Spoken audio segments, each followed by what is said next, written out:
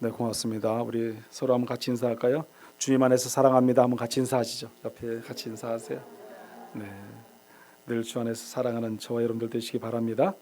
오늘도 우리 성전에 나와 예배드리는 여러분들의 가정과 사업장, 직장까지도 또 자녀들 가운데도 하나님의 크신 평강의 은혜가 있기를 간절히 축원합니다. 올해 우리 교단과 우리 교회 표어가 주여 치유하여 주소서 그랬어요. 치유하게 하소서라는 그런 표어입니다. 그래서 우리 교단의 표어예요. 그래서 저희는 우리 교회도 마찬가지로 그대로 우리 교단 표어를 사용하고 있습니다. 올 한 해에 정말 치유가 이루어지는 그런 복된 한 해가 되기를 간절히 소망합니다. 회복의 은혜가 우리 가운데 있어야 됩니다. 우리는 2024년도 한 해를 회복하는 은혜를 삼고 기도하며 나아가기를 원합니다. 우리가 간절한 마음으로 기도할 것들이 우리가 이제 교회 비전이 세 가지가 마찬가지로 회복에 대한 말씀입니다. 말씀과 기도와 전도의 사명이 회복하는 교회, 그런 교회를 통해서 우리가 더 복을 받고 누릴 수 있는 우리 저와 여러분 성도들이 다 되시기를 간절히 소망합니다. 회복의 의미는요, 원래의 자리로 돌아가는 것이 회복의 의미예요. 그 회복하다는 것은 내 원래 자리로 다시 돌아간다는 거죠. 그래서 다시금 이제 새로운 삶의 자리로 나아가고 하나님께서 기뻐하시를 그런 뜻을 따라 살아가는 삶의 자리, 그게 회복이에요. 그래서 우리가 회복을 통해서 살아갈 때 더 우리는 은혜가 있고 축복이 있게 된다는 사실입니다. 오늘 우리가 또 새해에 들어와서 두 번째 주일을 맞이하고 예배를 드리게 되는데, 이 새해에는 더욱더 이런 회복의 은혜가 넘치는, 그래서 예전에는 이랬지만 예전에는 저랬지만 옛것은 다 버리고 새 것을 잡고 새로운 삶의 자리에 더 하나님께 충성하며 우리가 가정이 삶의 자리가 더 복을 받고 살아가는 그런 한 해가 되기를 간절히 소망합니다. 우리는 영성이 회복되는 것은 은혜가 있어야 돼요. 이 영성이 회복되려면 우리의 삶의 자리 가운데 있을 때 더 깨끗하고 더 정직하고 더 진실된 삶의 자리가 있어야 됩니다. 시편 기자는 이렇게 말합니다. 시편 51편 10절에 보면 하나님이여 내 속에 정한 마음을 창조하시고 내 안에 정직한 영을 새롭게 하소서. 아멘. 정직한 영을 달라고 기도합니다. 우리가 정직한 영이 있어야 돼요. 제가 늘 말씀드리는 거지만 우리가 정직해야 되잖아요. 누가요? 예수 믿는 사람이니까. 예수 믿는 사람이 정직하지 않으면 누가 정직하게 했어요? 어떤 때 보면요, 예수 믿지 않는 사람들이 더 정직한 사람들도 많아요. 정말 선한 일도 많이 하고 정말 또 주변과 이웃을 돕는 성들도 많고요. 예수 믿는 사람은 당연히 필수예요. 필수. 정직한 거 필수. 거짓말하지 않는 것도 당연히 해야 되는, 거짓말하면 안 되는 거죠. 그게 예수 믿는 사람입니다. 저와 여러분이 그런 정직한 신앙, 정직한 믿음으로 늘 살아가기를 간절히 소망합니다.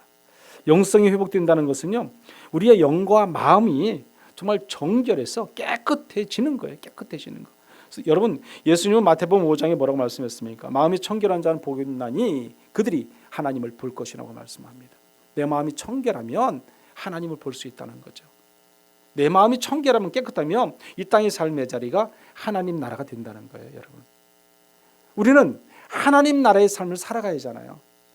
나중에 죽어서 천국 가서가 아니라 지금 삶의 현장에서부터 우리는 하나님의 나라를 이루어갈 수 있어야 할 줄 믿습니다. 그러려면 청결해야 되는 거죠. 깨끗해야죠. 정직해야죠. 진실해야죠. 예수를 믿는 우리는 그런 정직한 가운데 있기를 원합니다. 거짓과 술수와 또 증오와 또 여러 가지 또 불평과 원망이 있어서는 안 되죠. 부정적인 모든 시각과 틀은 다 무너뜨려야 돼요. 우리는 오직 긍정적인 말과 행동, 삶의 자리로 나갈 수 있어야 됩니다. 그래야 정직한 자의 삶이 되는 거예요. 그런 신앙이 우리 가운데 필요합니다. 여러분들, 우리가 삶의 가장 중요한 그 핵심의 가치로 여러분은 무엇을 삼고 있습니까? 내 삶의 자리에서 나에게 가장 중요하다고 생각하는 핵심의 가치가 무엇이겠습니까? 여러 가지 많은 사람들을 보면은요, 어떤 사람은 건강에 전념하고 살아가는 사람이, 핵심 가치를 건강에 찾는 사람들이 있어요. 건강뿐만 아니라 오래 사는 것에 관심을 가지고 또 살아가는 사람들이 있어요.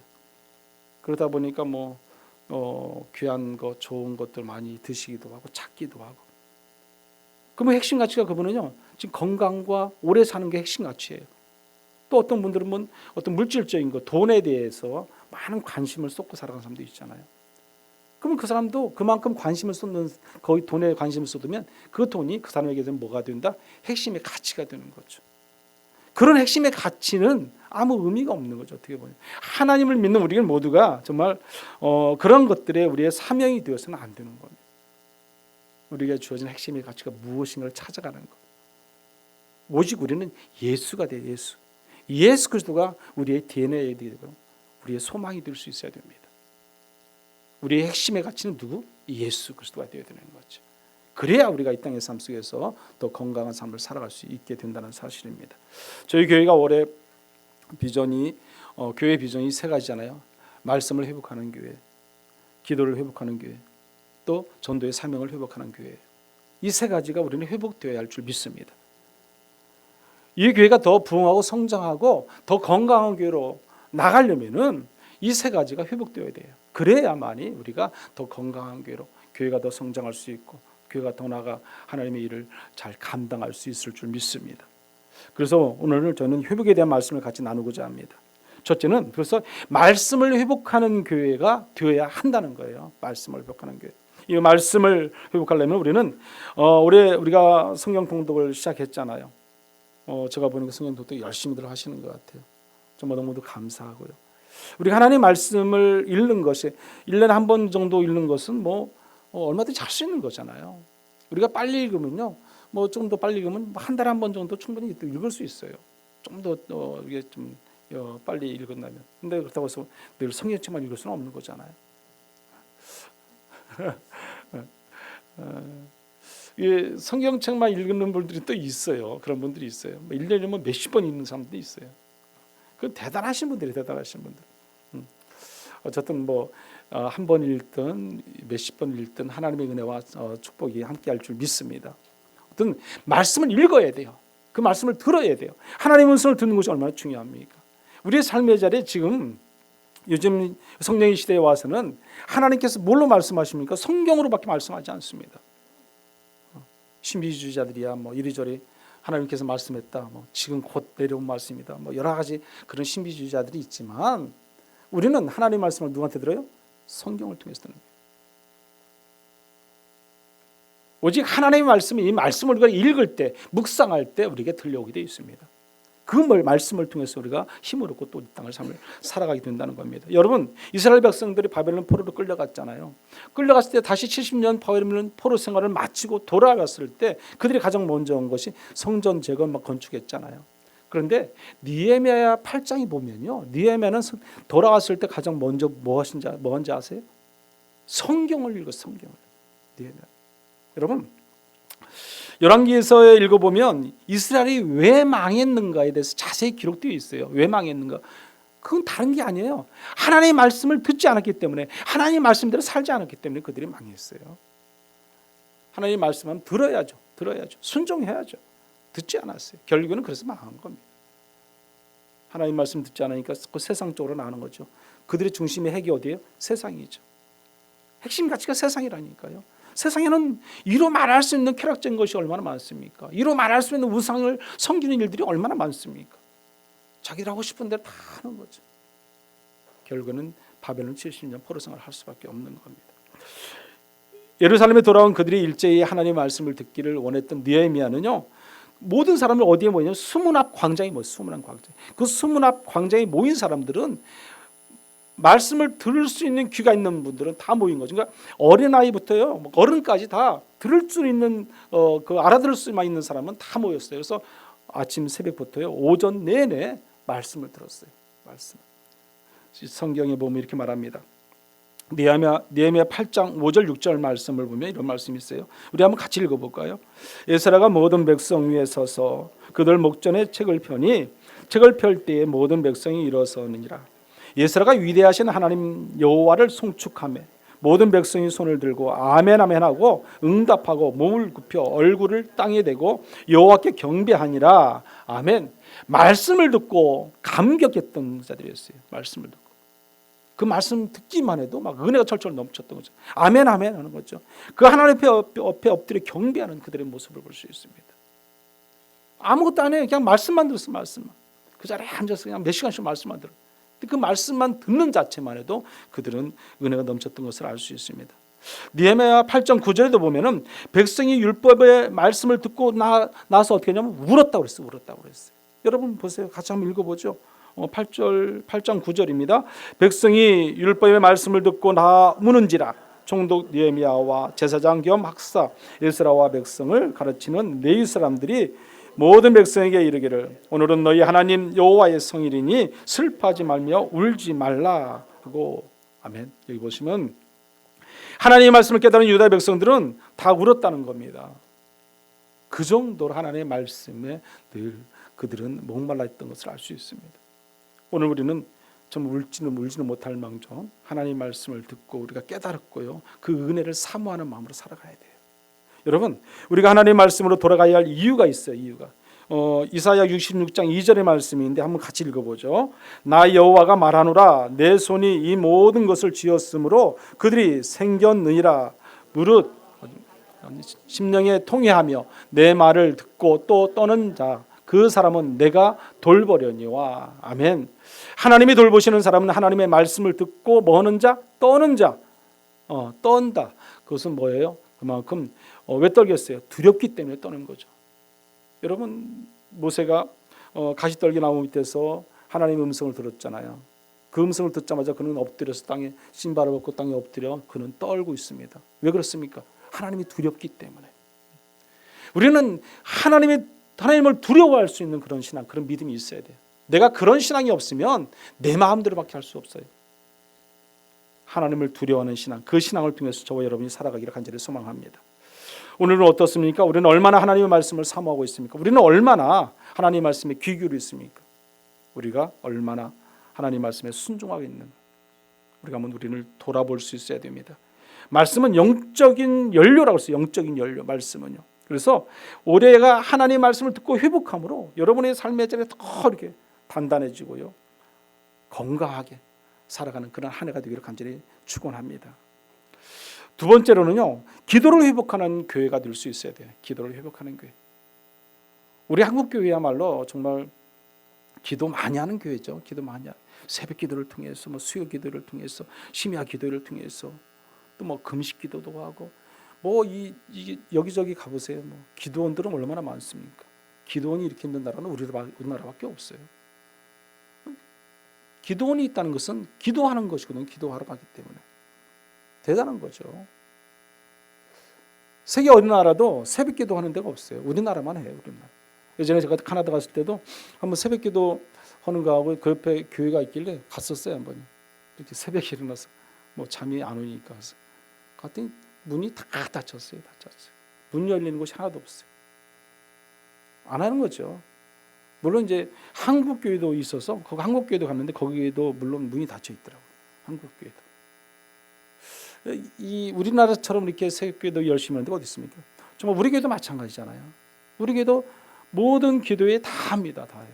목숨 걸고 하는 거예요, 여러분.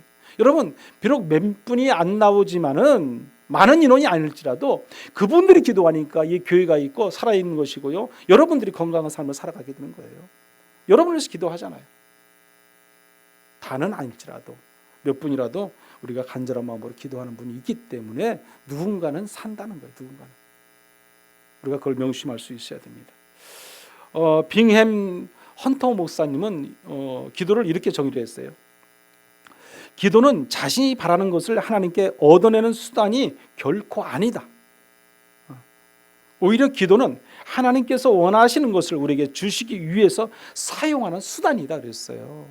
자신이 원하는 것을 얻어내는 그런 수단의 결과가 아니다는 거예요, 여러분. 오히려 뭐예요? 하나님께서 원하시는 것을 우리에게 주시기 위해서 사용되어지는 그런 수단의 방법이다. 뭐가? 기도가. 여러분, 우리는 내게 주세요 그런 기도 많이 하잖아요. 물론 그게 틀린 건 아니에요, 여러분. 달라고 해야죠. 내 필요한데. 그게 기도잖아요. 그게 전부가 되어서는 안 된다는 거죠. 기도는 인간의 수단이 아닌 하나님의 수단이라고 우리는 분명히 알았습니다. 그럼 좀 더 구체적으로 말씀드리면 성경적인 기도는 그 주체가 기도하는 사람에게 있지 않고요, 오직 기도를 받으시는 누구에게 있어요? 하나님에게 있다는 하나님. 여러분, 그것을 명심해야 됩니다. 브라더 로렌스라는 사람은 이렇게 말했어요. 기도는 바로 하나님의 임재의 체험이다 그랬어요.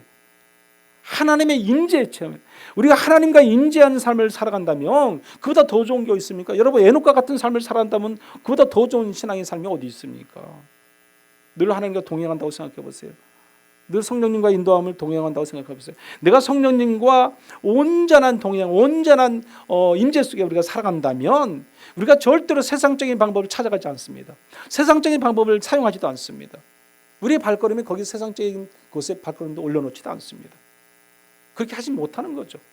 왜? 하나님의 임재하심 속에 하나님과 동행하는 삶을 살기 때문에 그렇습니다. 그런 삶이 우리 가운데 있어야 되죠. 이 브라더 로렌스는 그래서 기도는 바로 하나님의 임재의 체험이라고 말씀합니다. 우리가 기도하는 걸 통해서 늘 하나님과 영적인 교제를 나누지만 뿐만 아니라 우리의 삶의 자리까지도 하나님과 관계 속에서 이루어지고 살아간다는 거죠. 우리의 모든 것을 책임져 주신 분이 하나님이시다. 근데 뭐를 통해서? 기도를 통해서. 그 얘기예요. 우리가 보면 기도보다 더 중요한 것은요, 순수히 우리의 영혼을 하나님께 드리는 것이 드리는 것. 내 마음이 순수함을 드리는 것. 순수함. 우리의 순수한 마음을 아시는 하나님께서는요, 우리가 기도할 때 우리의 기도의 내용을 여러 가지로 양을 보고 뭘 질을 보고 막 보겠지만 하나님께서 기도를 양을 많이 했으니까 너는 기도 응답 때 다 해줄게. 그러기보다는요, 우리가 정직하게 진실하게 순수한 마음으로 하나님께 다가가서 내려놓고 기도하면 그 기도를 더 빨리 들으시는 분이 하나님이세요. 우리의 순수한 마음을 원하시는 하나님. 오늘날 사람들이 기도를 잘못하는 것도 문제지만 더 큰 문제는요, 기도하지 않는 거잖아요. 기도하지 않는 거. 여러분 해야만이 우리가 때로는 응답의 역사가 이루어지는데 기도하지 않으니까 응답이 없게 되는 겁니다. 올해에도 우리는 모든 성도들이 기도를 회복함으로 소망하는 그런 일들이 다 있어지는 그런 한 해가 되기를 소망합니다. 하나님의 보좌를 움직이는 기도를 보면요, 여러 우리 선진들이 있어요. 우리가 에스더를 한번 보세요. 에스더는 정말 작정 기도를 했던 분이에요. 에스더가 아수르의 그 왕의 한마디로 그때 당시에 그 왕비로 있었을 때 보면 바벨론 제국이 무너지고요, 메데바세 제국이 이제 세계를 정복하고 있을 때예요. 그때 아수르 왕의 왕비로 있었던 자가 에스더였습니다. 근데 에스더가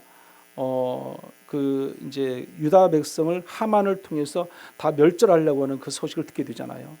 그 소식을 들었을 때 어떻게 하겠습니까? 그가 왕에게 찾아가서 이런 일이 있습니다. 도와주세요.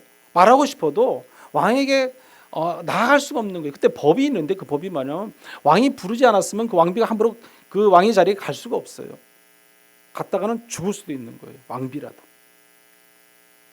그러니까 어떻게 해요? 3일 동안 기도하는 기도. 작정 기도에 금식 기도하는 거예요. 나도 이렇게 기도할 테니까 너희도 기도해라. 유다 모든 백성들이 같이 기도하자고 합심하여 기도하는 거죠. 그 기도의 특징이 뭐예요? 작정 기도죠. 비록 3일이지만 그 3일 작정 기도하고 왕을 찾아가잖아요. 죽으면 죽으리라는 그런 각오와 결단을 가지고 찾아가는 겁니다. 여러분, 우리의 신앙이 그런 신앙이 될 수 있어야 됩니다. 우리 믿음이 그런 믿음이 되어야 되는 거죠. 여러분, 에스더 왕과 기도했더니 그래서 3일간 작정하는 금식 기도였어요. 저는 성도들과 어떤 때 상담하고 대화하다 보면 저는 작정 기도를 많이 제가 권해요. 작정 기도.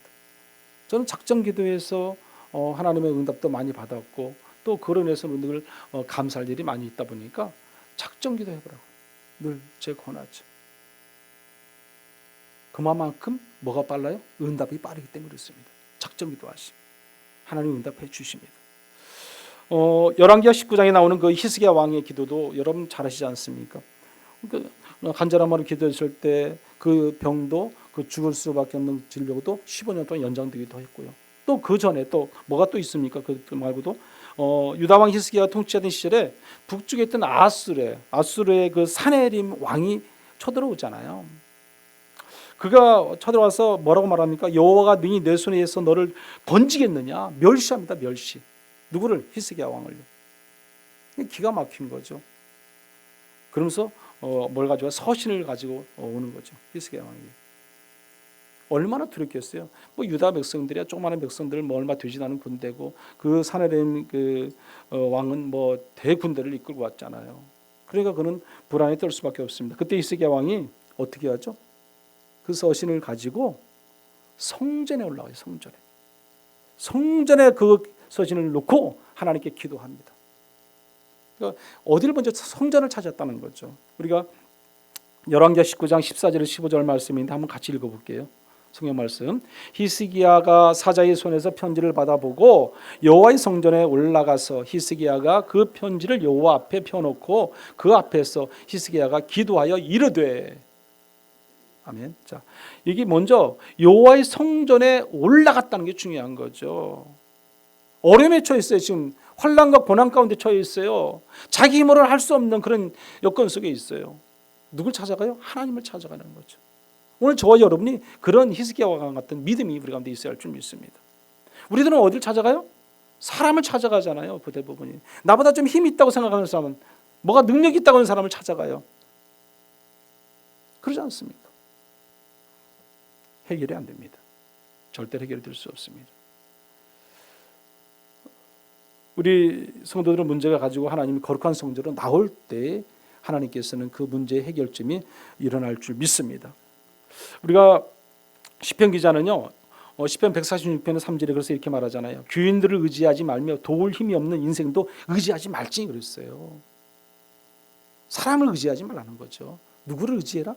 하나님을 의지하라는 거죠. 그리하면 하나님이 너희를 내가 책임져 줄 것이다. 그 말씀이에요, 여러분. 하나님을 의지해야죠. 어려운 고난과 어떤 어려움에 처했어요. 그럼 어떤 분은 집에서 막 기도한다고 할 수도 있어요. 그러나 성경은 뭐라고 말합니까? 성전에 올라가서 기도하는, 집에서 기도하는 것도 중요하지만 성전에 올라와서 하나님께 간절히 기도하는 것이 더 의미가 있다는 거죠. 더 중요하다는 거죠. 오늘 그것을 히스기야는 말해주고 있습니다. 시편 50편 15절에 보면 환난 날에 나를 부르라. 내가 너를 건지리니 내가 나를 영화롭게 하리로다. 아멘. 환난 날에 부르래. 그럼 하나님께서 음성을 들려주십니다. 만나주십니다. 책임져 주십니다. 우리가 그 믿음 가운데 우리는 날마다 쉬지 말고 기도해야 돼요. 사도 바울도 말했잖아요. 쉬지 말고 기도하라. 범사에 감사하지 않습니까? 쉬지 말고 기도하는 것은 우리가 해야 할 일이기 때문에 그렇습니다. 기도는 쉬는 게 아니에요. 기도는 쉬는 게 아니에요. 날마다 언제나 어디서나 어딜 가든지 우리는 끊임없이 해야 할 것이 기도라는 겁니다. 그 기도를 통해서 우리가 날마다 회복하고 승리하는 저와 여러분들 되시기를 간절히 축원합니다. 마지막 세 번째는요, 전도의 삶을 회복하는 우리 교회가 되어야 돼요. 전도의 삶. 우리 교회가 물론 이곳으로 들어와서 전도가 전혀 거의 안 되는 그런 상황이 있어요. 저도 마음이 아파요. 사실 마음이 아프고 하나님께 기도도 뭐 여러 가지 많이 하기도 하고 또 비전을 내서 교회 미래를 위해서 저라 기도 안 하겠습니까? 여러분들도 기도하겠지만 늘 기도하잖아요. 그래도 우리가 저 밑에 있을 때는 어쨌든 뭐 이렇게 저렇게 성도가 더 이렇게 오기도 하고 또 물론 가기도 하지만은 그런 어떤 왕래가 있잖아요. 여기는 지역상 특징이 또 그렇게 쉽지가 않은 그런 상황이 있는 것은 우리가 분명한 사실입니다. 우리가 말씀을 읽고 기도했으면 전도의 삶을 잘 감당하는 것도 또 우리가 해야 할 일 중에 하나라는 사실입니다. 사실 우리가 코로나 기간에 코로나19가 있었을 때 많은 사람들이 교회를 떠나기도 하고 그랬지 않습니까? 우리 교회도 마찬가지예요. 저희 교회도 한 세 가정이 그때 떠났어요. 세 가정이 떠났는데 이쪽 지역에 사는 분들 가정들이 있었어요. 사실 떠난 그 가정들이요, 우리는 아무도 안 들어왔어요. 돌아오지 않았어요. 근데 많은 교회들이 코로나 시절에 떠났던 가정들이 다시 교회로 복귀하고 다시 회복하는 그런 은혜들이 있습니다. 그런 은혜들. 그러나 전부는 아니에요. 전부는 아니에요. 그 일로 인해서 교회에 나오지 않는 많은 영적인 가난한 교인들이 많이 있다는 거예요. 여러분. 세상이 더 좋은 거니까. 좀 쉬어보니까 안 가도 되겠네? 그러잖아요. 하나님이 뭐 그냥 아무 말씀 안 하시네? 편하잖아요. 우리의 신앙생활이 너무 요즘은 편하게 쉽게 하려고 해요. 편하게 쉽게 하려고. 그러다 보니까 그런 문제가 생기게 되고 우리가 회복의 은혜가 없게 되는 거예요. 회복해야 되는데 영상으로 그냥 예배 드리면 된다고 생각하는 거죠. 그래서 집에서 TV만 틀면 영상 예배가 나오잖아요. 설교가 나오잖아요. 여러분 얼마나 많이 홍수 같아요. 홍수 같아요. 그 제가 전에도 말씀드렸지만 저는 큰 교회들에서 난 주일날 영상 예배 저는 그 설교 안 해야 된다고 생각을 해요. 설교도요, 채널 돌려가면서 내가 맞는 곳에 돌려서부터 설교를 들어요. 예배도. 하나님이 과연 그걸 기뻐하실까요? 저는 아니라고 생각해요. 우리 오늘날 교회도 문제고 목회자들도 문제고 그런저런 것들을 우리가 좀 반성할 일들이 많이 있음을 알 수 있습니다. 오늘날 우리가 신학교도 보면요, 이제 다 미달이에요, 여러분. 미달. 올해까지 지금 모르겠어요. 내년에는 어떻게 될지 모르겠어요. 올해까지는 우리 교단 장신대만 미달이 아니에요. 올해까지. 작년에도 1.5배까지도 돼 있고 올해는 지금 거의 그냥 비슷한 것 같아요. 그래서 미달은 아니라고 저는 소식을 들었어요. 근데 그 외 모든 우리 저희 교단 장신대 위에는요 다 미달이에요, 여러분. 작년에도 미달이었고요, 그 전에도 미달이었고요. 미달된 지 오래됐어요. 그러니까 신학교에 신학생이 없어요, 여러분. 물론 우리 장신대도 5개, 그러니까 6개 학교가 있어요, 전국에. 그런데 이 서울 장신대 위에는 다 미달이에요. 광주 장신대부터 다 미달. 저 부산 장신대까지 다 미달이에요. 작년에도 미달이었고요. 근데 우리 오직 그 강나루만 미달이 아닙니다. 거기도 제가 볼 때는 올해 지나면 내년에는 다 미달일 것 같아요. 없어요. 신학생도 없고 신학교에 올려고 하지도 않고 지금 그런 상황이에요. 앞으로 가면 갈수록 더 할 겁니다. 그런 현실이 오늘날 우리의 현실입니다. 교회가 젊은 층이 없으니까 교회 미래가 비전이 자꾸 없어지는 거죠. 사라지는 거죠. 저희 교회뿐만 아니라 모든 큰 교회들이 다 그렇거든요. 지금요. 그래서 다들 기도하고 있는 것 중에 하나죠. 우리 목회자들이 모이면 다들 본교회의 젊은 층들 교육부서 이야기를 많이 합니다. 점점 사라져가니까. 여러분 현재 한국교회 교인 현황 여러분들 예전에도 제가 말씀드렸을 것 같은데 여러분들 그거 아시겠지만 교인 중에서 30%는 교회 봉사 경험을 없다고 그래요. 또 교인 중에 35%는 정기적으로 11조를 안 한다고 그래요. 교인 중에 40%는 성경 공부를 한 경험이 없다고 그러고 교인 중에 45%는 정기적인 기도를 하지 않는다고 말합니다. 45%가 기도하는 거야. 한 절반 정도가 기도를 안 한다는 거예요. 또 교인 중에 50%가 교회에 등록하고 출석하고 있지 않다고 그래요. 요즘은 쉽게 예수를 믿고 싶어서 등록을 안 하는 사람도 많아요, 여러분. 제가 예전에도 말했잖아요. 제가 그 교회에 있을 때도 부교육자 할 때도 보면 5년 동안 등록을 안 해. 5년 동안 등록 안 하더니 딱 등록을 5년 후에 했어요. 그때부터 11조를 딱 내시더라고요. 그 성도님들이. 그 전에는 등록을 안 하고 그냥 교회만 다니고 저 알죠. 제가 모르겠어요. 그 뭐 몇천 명이라도 뭐 이렇게 5년 동안 다니다 보면 제가 그걸 모르겠습니까? 알잖아요. 근데 그 소속감이 없이 그냥 교회만 다니는 거예요. 주일날 예배만 들고 나와. 나중에 5년 되니까 등록하고 11조 그때부터 시작하시더라고요. 근데 그런 분들도 많다는 거죠. 근데 가면 갈수록 그게 더 많아지는 현실이 오늘날 우리 현실이라는 겁니다. 또 교인 중에 보면요, 55%는 신앙서적을 한 번도 읽지 않는다고 그래요. 여러분들은 잘 읽으시죠? 55%는 안 읽는다고 그래요. 그 제 친구가 늘 하는 얘기가 있어요. 저기 천안에 있는 그 병원 원장하는 친구가 신앙서적을 엄청 읽어요. 저보다도 더 읽는 것 같아요. 제가 보니까 늘 그 말씀을 읽고 그 말씀을 이렇게 우리 카톡에 올리고 그러거든요. 신앙이 좋아요. 너무나 신앙이 좋다 보니까 그렇게 서적을 읽고 하면서도 어떤 때는 그런 말을 해요. 요즘 성도 신앙 교회 다니는 사람들이 신앙 서적을 안 읽는 것 같다고. 그 친구가 얘기를 해요. 이 친구. 제가 봐도 그런 것 같아요. 제가 봐도. 요즘은 또 서점들도 많이 없어졌지만 신앙 서적도 옛날처럼 그렇게 많이 나오지가 않아요. 제가 엊그저께 저기 또 반포에 생명의 말씀사 갔다 왔는데 거기 가다 보니까 사람도 없고 책 나온 신간책을 보니까 몇 권이 안 돼요. 몇 권이 신간 나온 게. 그래서 몇 권을 제가 사와서 몇 권 읽고. 근데 그 정도로 이제 그 일반 서적보다 기독교 서적이 더 줄어드는 거죠. 더 줄어들고 많이 나오지도 않는 그런 현실에 우리가 살고 있습니다. 교인 중에 60%는 주중에 한 번도 성경을 읽지 않는다고 그래요. 60%는. 우리 교회는 다 읽잖아요. 매일 읽으니까 다 읽지만 한 60% 정도는 한 번도 성경을 읽지 않는다. 또 교인 중에 90%는 1년에 한 명도 전도하지 않는다. 전도를 하지 않는다. 좀 우리가 좀 찔리지 않나요? 참 그렇습니다. 우리가 전도는 내가 예수 믿는 것을 내가 이렇게 믿게 된 것 동기를 변화된 것을 이게 전하는 거죠. 전하는 것 이게 간증이죠. 간증. 그렇지 않습니까? 내가 예수 몰랐는데 예수 믿었어. 믿으니까 이렇더라. 이렇게 좋더라. 그것을 간증하는 게 전도예요, 여러분. 그게 그렇게 크게 뭐 어렵게 생각하면 한도 끝도 없이 어려운 것이고 쉽게 생각하면 아주 편하게 쉬운 것이죠. 그게 전도인데 여러분 믿음의 본질 책을 쓰신 그 박영선 목사님께서 영상에 우리 저희 사모님이 저한테 영상을 보내주셔서 한번 봤어요. 그 영상 속에서 짧은 영상 속에 보니까 그분은 전도하지 말라고 하더라고요. 전도하지 말라고.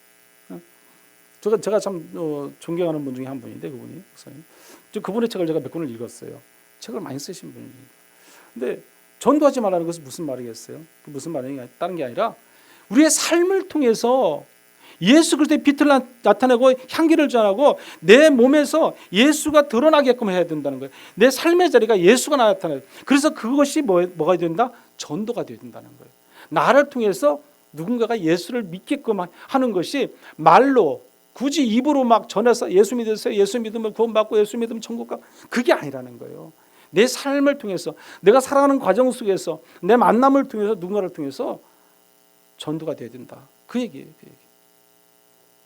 전도가 된다. 여러분 중요한 것 같아요. 중요한 것 같아요. 내 삶이 예배의 삶이 얼마나 중요한 걸 알 수 있습니다. 그것이 영적인 삶의 자리 예배잖아요.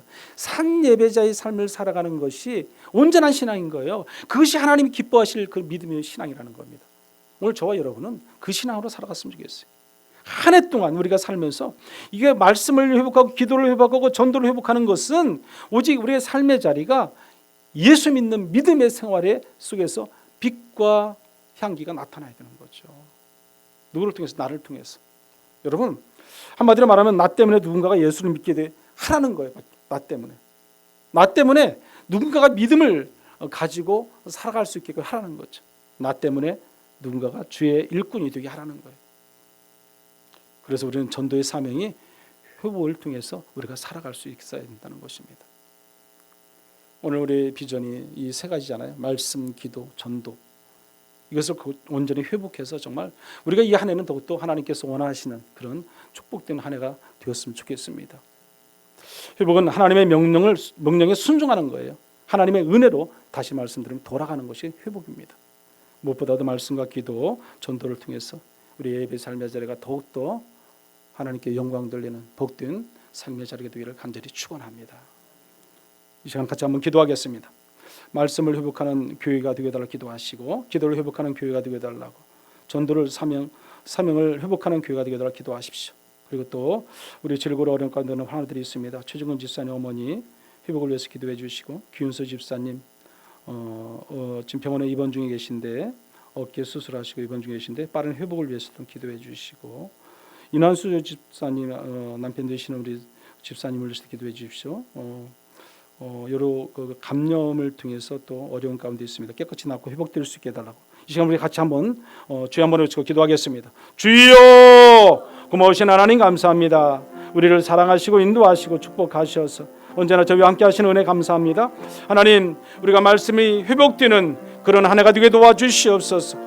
우리 기도가 회복되는 한 해가 되게 도와주시옵소서. 우리 전도의 사명이 회복되는 그런 한 해가 되게 도와주시옵소서. 우리가 정말 하나님의 말씀과 은혜 가운데 살아갈 때 하나님이 기뻐하실 일이 무엇인가 찾아가는 그런 한 해가 되도록 역사해 주시옵소서.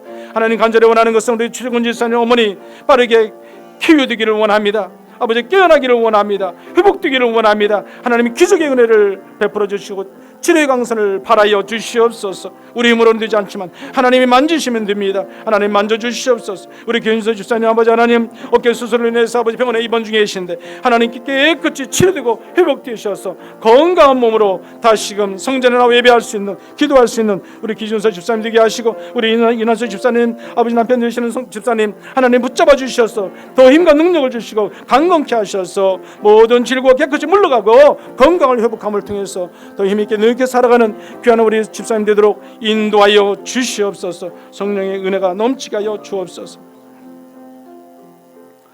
고마우신 하나님 아버지 감사합니다. 거룩하신 하나님의 은혜와 사랑을 통해서 날마다 살게 하시고 오늘 저희들을 살리기 위하여 생명의 말씀을 주신 것도 참으로 감사를 드립니다.